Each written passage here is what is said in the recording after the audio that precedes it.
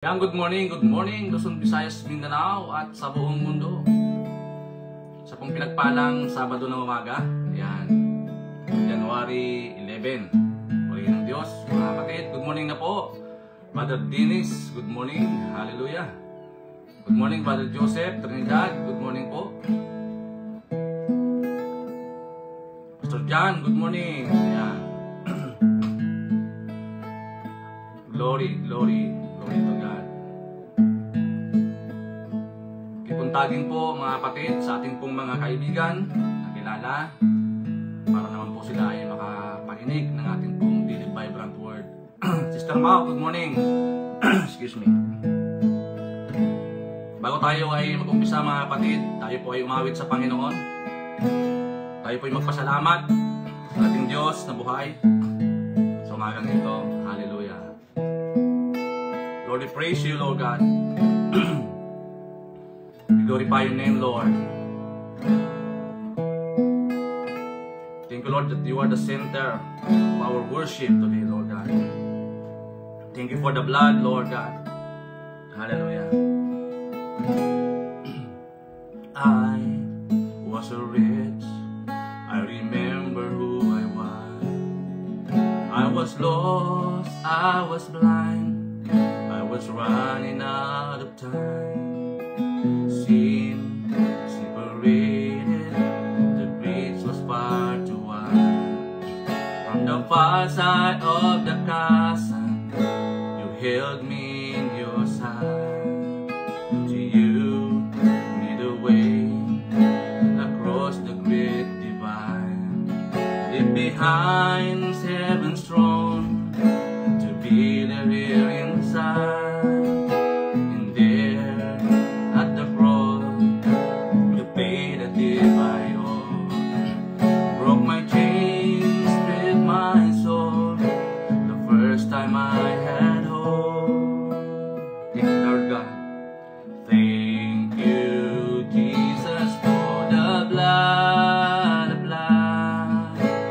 Thank you, Jesus, it was me white.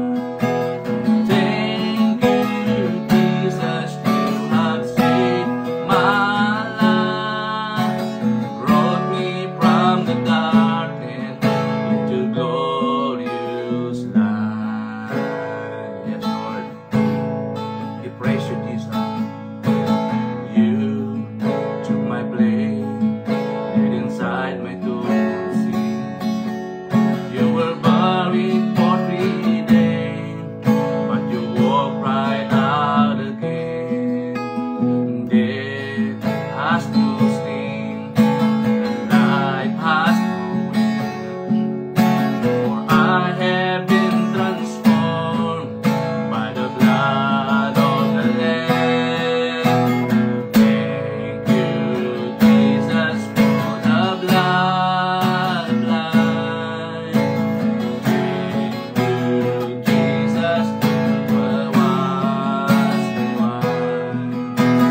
Thank you, Jesus, you have saved my life. Brought me from the darkness into glorious light.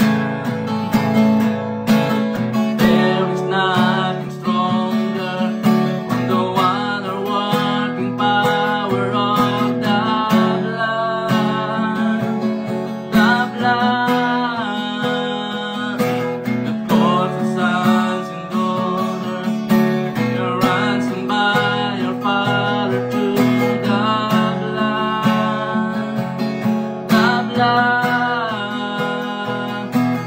There is nothing stronger than the wonder-working power of the blood.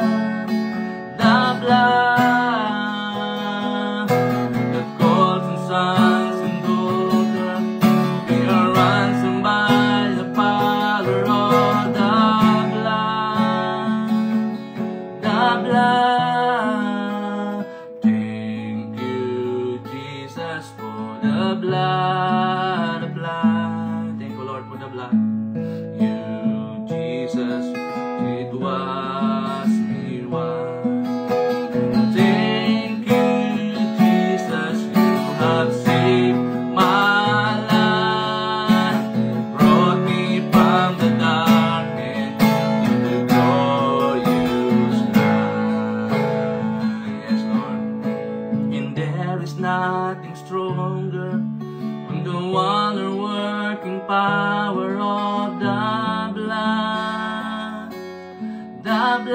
blood, because the sons and daughters, we are ransomed by the Father through the blood.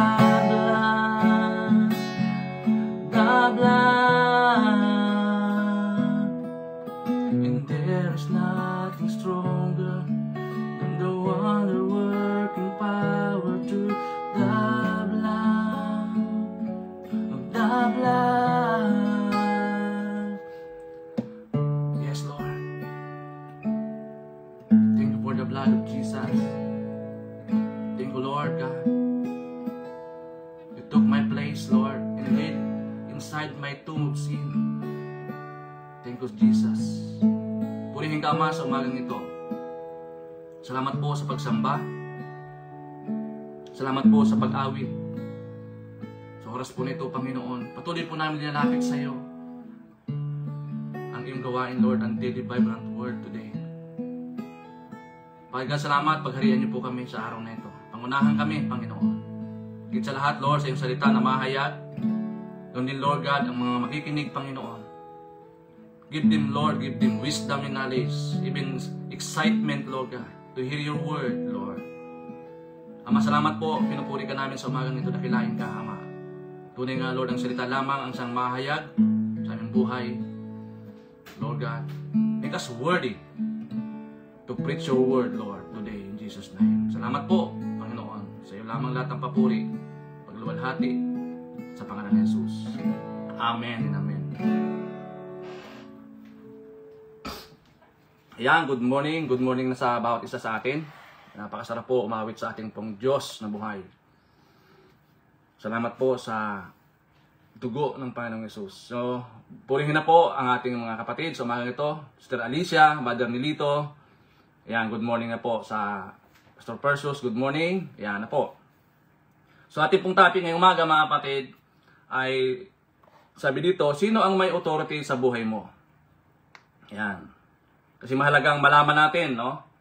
Na tamang-tama, January pa lamang, dapat alam na natin o malaman natin sino ba ang may authority sa buhay natin. Yung ating pong text sa Romans chapter 14, verse 11 to 12.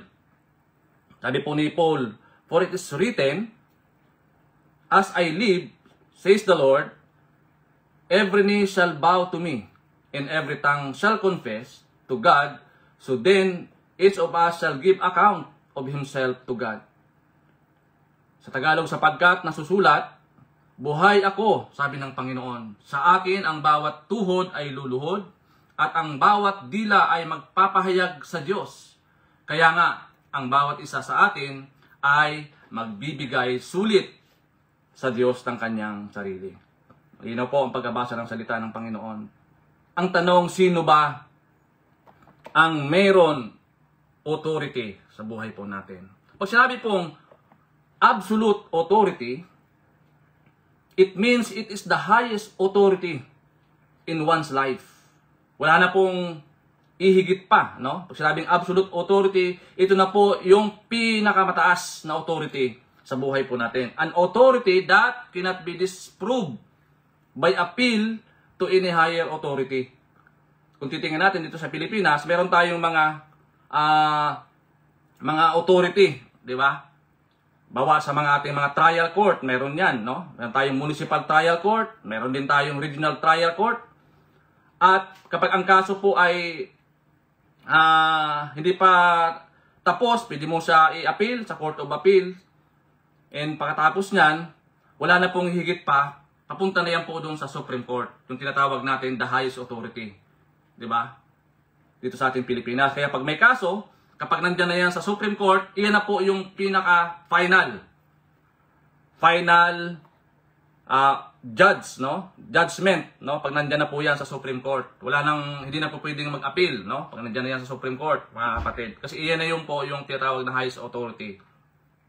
So sa ating buhay, bilang mananampalataya, sino ba dapat ang ating highest authority? O tinatawag natin supreme authority or absolute authority. So malinaw, nasabi po ng Genesis chapter 1 verse 1, in the beginning God created the heavens and the earth.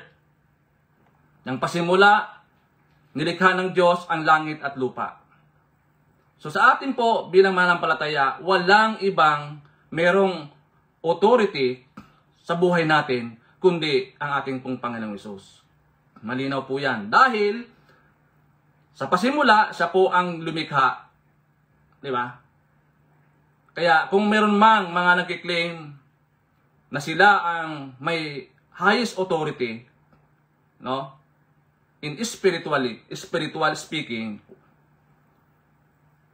wala pong ganun. Kasi si Jesus ang pinaka-final authority.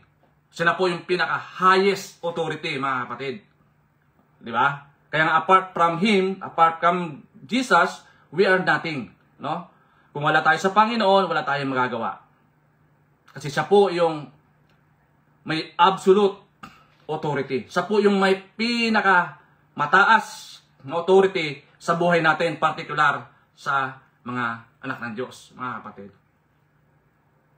So, tatlong bagay ang ating pong pag-aaralan. Number 1 po, all people are different authorities in life. So, sa atin, marami po mga tao na may mga kanya-kanyang authority. Minsan, yung authority natin, yung boss natin, di ba? Minsan, yung authority natin, yung asawa natin, o kaya naman, yung mga anak natin, nami-mislead, no?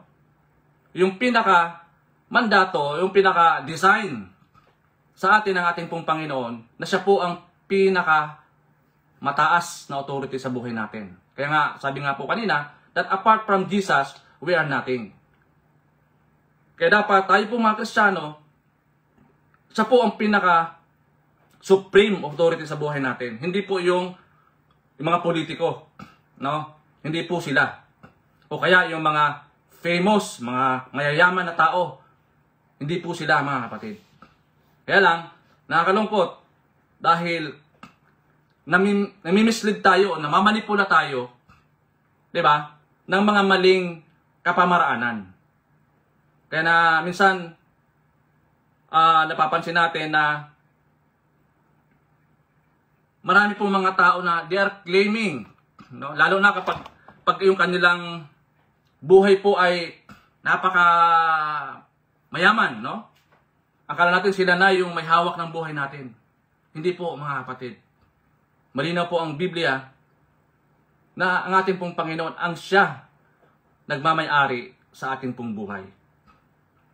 At marami din po, mga kapatid, na kakilala tayo na kung saan yung magulang, no? Wala nang mga trabaho yung magulang dahil nga for good na, no? Kaya senior na. Nakakalungkot dahil palibasa wala na silang mga income. Yung mga anak ang nagiging parang mayroong authority sa bahay para wala nang karapatan yung tatay. Dahil wala na siyang income. Wala na siyang, kumbaga, wala na siyang source. Wala na siyang resources. No? Para wala na siyang ambag. Mali po, mga kapatid. Tandaan natin, kung wala po yung ating mga magulang, wala po tayo. Ganon din po, kung wala po ang Panginoon sa atin, kung hindi tayo nilikha, wala po tayo, mga kapatid. Kaya huwag tayong mamislead, mga kapatid, na siya pa rin, ang ating pong Panginoon, pa rin ang may pinaka mataas na authority sa buhay po natin. Di ba, mga kapatid? So number 2, God in His Word is our absolute and eternal authority. Kaya nga, tayo, full gospel, no? Bible-based. Kasi yung salita ng Diyos, diba, through His Word, iyon po yung binabasa natin. Kaya nga, ang Lord nangungusap sa atin sa pamamagitan ng kanyang mga salita. Through the Bible, diba? Diyan po siya nangungusap sa atin, sa Biblia. Nire-reveal sa atin ng Panginoon through the Bible. Kaya kapag hindi ka na nagbabasa ng Biblia, paano mo mararanasan yung revelation ng Diyos?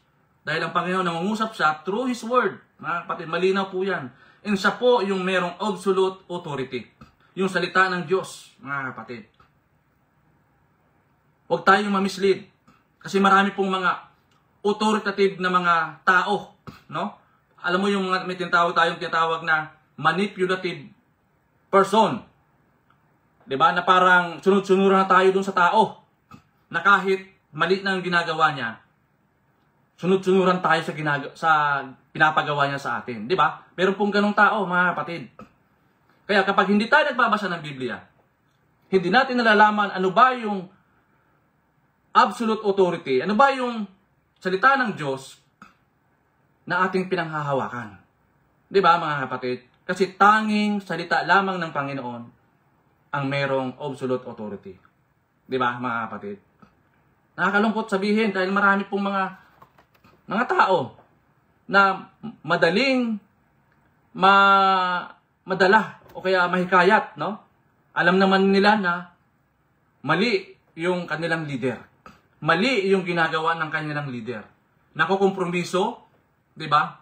Yung kapakanan ng karamihan o kapakanan ng bansa. Pero ganun pa rin ang mga tao, sumusunod pa rin. Kapatid, dapat tayo po mga Kristiyano, dapat tayo po ay mapagmatsyag. Kaya nga ang maganda po dito mga kapatid, humingi tayo ng wisdom, knowledge sa ating pong Panginoon, no? Sa pamamagitan ng kanyang mga salita. Para ma-discern po natin, mga kapatid. Kasi may mga tao pong talagang nagmamanipula. 'Di ba? Papakitaan ka ng pera para magbulag-bulagan ka doon sa tama. Makompromiso, 'di ba? Yung tama. Dahil doon sa 'di ba? Dahil doon sa maling gawain, mga kapatid. Dahil doon sa mga shortcut na ginagawa ng tao. Nakukompromiso. Tayo po mga kapatid, bilang anak ng Diyos, dapat tayo po ay very mindful sa ganitong mga bagay. Ang absolute authority na natin ay ang ating pong Panginoong Hesus. Sa po ang merong supreme final authority sa ating pong buhay. Wala po ni sino man, kundi ang ating pong Panginoong Hesus. Yan. So number 3, we shape our lives in decision based on God's absolute authority. Kaya nga tayo, hindi naman tayo dati na on the spot o 24 hours, malago ka na. 'Di ba? Nung nagdesisyon po tayo tanggapin ang Panginoong Hesus bilang tagapagligtas ng buhay natin, unti-unti, pinagkatiwala natin sa Panginoon ng buhay natin, unti-unti tayo po ay minomold, sinishape ng Panginoon according sa kanyang nais. 'Di ba, mga kapatid? Nagpasakop tayo sa kanyang authority. Kaya nga, nung tayo po ay nagdesisyon na tanggapin ang Panginoon, 'di ba? Yung sa mga first timer natin, 'di ba? Mayroon tayong salvation prayer sa kanila. 'Di ba? Binabanggit po 'yan. Binabanggit po ng pastor, binabanggit po yung mga first timer natin, binabanggit po 'yun. So nagkaroon po ng covenant 'yon between you and God. 'Di ba, mga kapatid? Kaya yung decision natin sa buhay natin, iyan po yung magdadala sa atin, mga kapatid. 'Di ba? Tapos natin nagdesisyon, tinanggap natin ang Panginoon bilang tagapagligtas ng buhay natin, binabago tayo ng Panginoon araw-araw. Sineshape niya tayo according sa kanyang nais. Hindi na nais natin, kundi nais na ng Panginoon. Kumbaga, ibinigay mo na yung buhay mo sa Kanya. Pinagkatiwala mo na yung buhay mo sa Panginoon. Siya na ang nagmamaniobra sa buhay mo. 'Di ba? Yan po yung panalangin dati natin, yung patanggap sa Panginoon. Lord, ikaw na po ang siyang maging sentro ng buhay ko. Ikaw na po ang mag-guide sa akin, Panginoon. Sinusuko ko na po sa iyo ang aking buhay. Di ba? Ganun po, mga kapatid. Ibig sabihin, binibigay natin sa Panginoong Diyos yung full, final authority sa ating pong buhay, mga kapatid. Di ba? Sinusurrender natin ang ating buhay sa Panginoon. At kapag sinurrender mo ang buhay mo sa Panginoon, di ba? Unti-unti may pagbabago. Kaya nga, sinishape tayo ng Panginoon.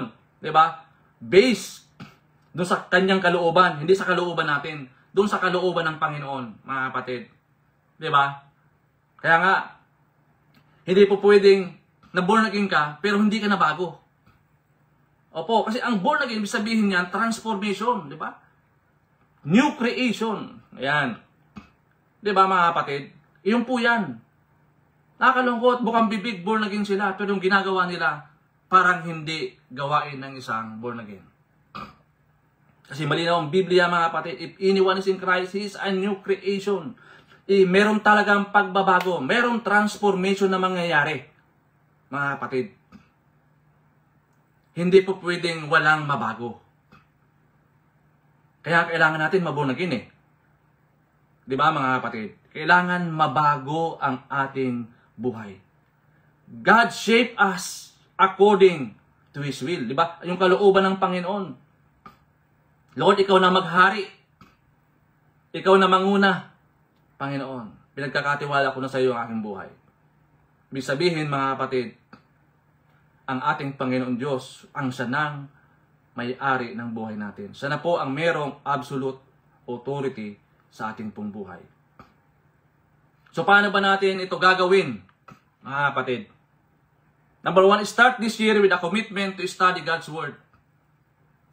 Diba? Kung hindi mo pa sinisimulan ang pagbabasa ng Biblia, umpisahan mo na. January pa lang, umpisahan mo na.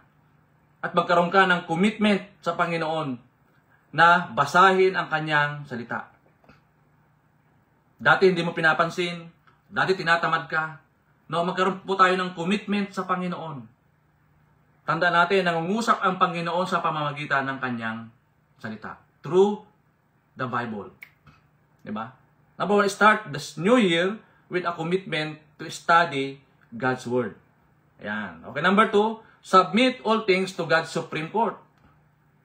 Si Jesus po yung pinaka-supreme. Supreme, di ba? Kaya submit mo lahat sa buhay mo. Kaya nga dapat wala tayong reservation sa ating buhay, no? Pag sinabing, Lord, ikaw na ang Lord and Savior sa buhay ko, ibig sabihin, 100%. Ibibigay mo sa Panginoon. Ipagkakatiwala mo sa Panginoon yung buhay mo. Lalo na yung buhay mo. Lalo na yung paglilingkod mo sa Panginoon, mga kapatid. Nasabi po ni Daniel chapter 4 verse 35, all the inhabitants of the earth are accounted as nothing, and He does according to His will among the host of heaven and among the inhabitants of the earth, and none can say or can stay His hand or say to Him, what have you done? Kaya nga, wala tayong karapatan questionin ang ating pong Panginoon. Di ba? Mga kapatid, pwede natin questionin. Minsan yung leader natin, kapag hindi tama yung ginagawa niya, no, kaya yung asawa natin, pwede natin silang questionin kapag hindi tama yung ginagawa nila, mga kapatid. Pwede tayong punain. Huwag tayong mangiming punain, lalo na kapag hindi tama yung ginagawa. Diba? Lalo sa ating mga kapatiran, no? Brothers and sisters. Pag may nakita tayong hindi tama na ginagawa nila, nakakompromiso yung kanilang spiritual, pwede natin silang questionin, mga kapatid. Pero ang ating Panginoon, di ba, wala tayong karapatan na questionin siya. Kasi siya po yung final, siya po yung supreme authority sa buhay natin. Di ba, mga kapatid? Na wala tayong magagawa kung wala ang ating Panginoon sa buhay po natin. Number 3, shape your life according to the demands of the Bible. Buti nga ngayon, napaka dali na. Kung wala tayong physical Bible, meron na rin po yan sa mga gadget natin. I-download lang natin po yung mga application. So wala nang dahilan para hindi ka magbasa ng Biblia. Mga kapatid. Samantala, yung ating mga kapatid doon sa mga persecuted country, ang hirap makapasok ang Bible doon. Diba? Kinukumpiska yung mga Biblia. Opo, I remember nung ako po ay first timer sa Saudi Arabia, talagang hindi ako nagdala ng Biblia kasi yung sabi nila, bawal. Diba, mga kapatid? Pero nung pangalawang balik ko, pwede naman pala magdala. Itatago mo lamang. Babalot mo siya ng kung anong pwedeng ibalot sa kanya para makita. Mga kapatid, apart from the Bible, apart from the Word of God, mga kapatid, wala tayong kumpas, kumbaga. Kaya napakahalaga, mga kapatid, na lagi tayong nagbabasa ng Biblia. Sa Isaiah chapter 33 verse 22, Isaiah 33 verse 22, for the Lord is our judge. The Lord is our lawgiver. The Lord is our king. He will save us. That is a declaration, mga kapatid. Na walang ibang Diyos. Diba? King of Kings and Lord of Lords. Hari ng mga hari. Hindi lang hari, kundi hari ng mga hari. At Diyos ng mga Diyos. Yan po, sabi na Isaiah chapter 33 verse 22. Mga kapatid. Yan po yung dapat natin gawin. Start this year with commitment to study the Word of God. Submit all things to God's supreme authority. Diba? Wala tayong itatago sa Panginoon. And shape your life according to the demands of the Bible. Magbasa po tayo ng Biblia. Manalangin po tayo, mga kapatid. Para hindi tayo manakaw ng kaaway. Hallelujah. So, yun po mga kapatid, yung tatlong bagay na dapat natin gawin. Dapat alamin mo, sino ba yung mayroong absolute authority sa buhay po natin. Sino ang may authority sa buhay natin? Of course, hindi ang ating sarili, hindi yung ating mga magulang, hindi yung ating mga anak, hindi yung ating mga kaibigan, hindi yung ating boss, kundi ang ating Panginoong Hesus. Hallelujah. So as a question to consider, what is the absolute authority in your life and why? Ano ang ganap na otoridad sa iyong buhay at bakit? Diba mga kapatid? Minsan, ang ating buhay minsan ay tayo po yung nagiging stumbling block. Opo, sa mga tao, lalo na nakukompromiso yung gawain ng Panginoon. Nami-mislead tayo. Kung tayo man leader, minimislead natin yung ating mga followers. Kaya napakahalaga na ito ang ating laging tatandaan na si Jesus ang ating final authority. Ayan. Yun po mga kapatid, maraming pong salamat sa ating 23 viewers. Patuloy po tayo pagpalain ng Panginoon sa araw na ito at maging fruitful, mabunga, prosperous ang ating araw na ito. Puri ng Diyos mga kapatid at tunay nga napakabuti ng Panginoon sa ating pong mga buhay. Ayan, blessed anniversary po, wedding anniversary po nila Sister Beth and Brother Jerome. Ayan. Kami po ay nakikigalak sa inyong wedding anniversary. At dinadalagan din po namin ngayon yung mga nagdidiwang ng mga kaarawan, mga kapatid. At marami pong salamat sa salita ng Diyos na minsan pa itinuro sa atin sa araw na ito. Patuloy na lumaganap ang Ebanghelyo ng Kaligtasan sa lahat ng dako ng mundo sa pamamagitan ng ganitong platform, ng Daily Vibrant Word. Marami po ang ma-reach out, di ba? Ng mga community, di ba mga kapatid? Kahit sa ibang bansa, kayang abutin. Meron lamang silang internet at cellphone, sigurado, makakabot na sila ng ating live streaming. So purihin po ang Diyos sa umagang ito, mga kapatid. Salamat po sa iyong pagsama sa amin. At aking pong pinagkakatiwala, dinadalangin Panginoon Lord ang iyong mga kapatid. Ngayong araw na ito na sila po ay nakakaranas ng mga persecution, anxieties, depression, Lord God, or may mga karamdaman, Lord.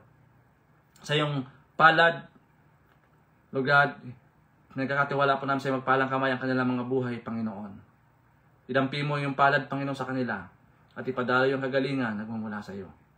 Salamat po, Lord God, sa oras po nito. Hinahabilin po namin, Panginoon, ang maghapon. Gawin niyo po kami maunlad, masaya, mabunga, at higit sa lahat, Lord, samahan niyo po kami sa maghapon na ito. Sa mga gagawin pa namin, O Lord God, sa buong maghapon na ito, Lord, ikaw po maghari sa amin, Panginoon Diyos. Tunay nga, you are the supreme authority. You are the absolute authority sa aming mga buhay. Wala nang iba. Ikaw lamang po, Panginoon Hesus, King of Kings and Lord of Lords. Salamat po, pinupuri ka namin, salamatan. Sa iyo lamang, Lord, lahat ng papuri. Pagluwalhati sa pangalan ni Jesus. Amen and amen. Yan, good morning po sa lahat na nakatune in na. Tatay Erning, good morning. Pastora Ani, good morning po. And salamat po sa Panginoon. To God be all the glory. God bless.